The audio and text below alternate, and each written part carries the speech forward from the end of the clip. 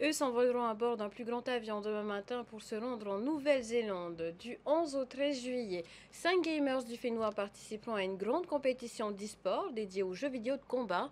L'occasion pour ces passionnés de se confronter au niveau international. Désiré Teivao les a rencontrés avant leur départ. Les gamers répètent leur combinaison avant le départ en terre kiwi. Gary Lockfouille est spécialiste du jeu Tekken.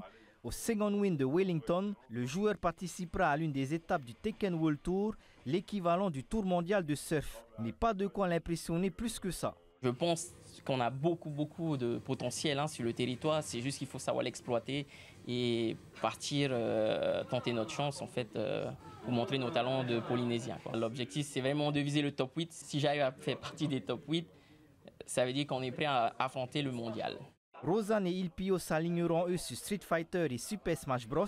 Rosanne s'est classé 4e de la dernière édition du Rockstar eSport Championship et Ilpio s'est offert la 3e place. En réalisant de bonnes performances en Nouvelle-Zélande, ils espèrent encourager d'autres gamers polynésiens à se lancer sur la scène compétitive. Ici, on est un petit cercle de joueurs, donc on se connaît tous et c'est compliqué de jauger notre niveau comparé à d'autres gens qui viennent d'ailleurs.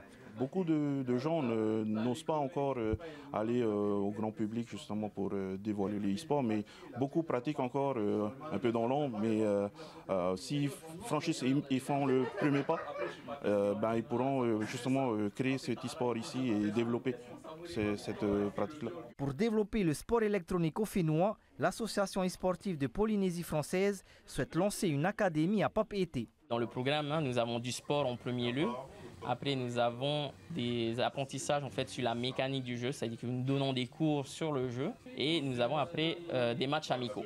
Voilà, les matchs amicaux nous permettra de savoir le niveau de chacun. Et juste après, nous pourrons faire des cours particuliers pour chaque joueur pour maîtriser son personnage. En attendant de voir ce projet se concrétiser, Gary Lockfouille et ses 4 camarades tenteront de briller sur la scène du Second Wind en Nouvelle-Zélande.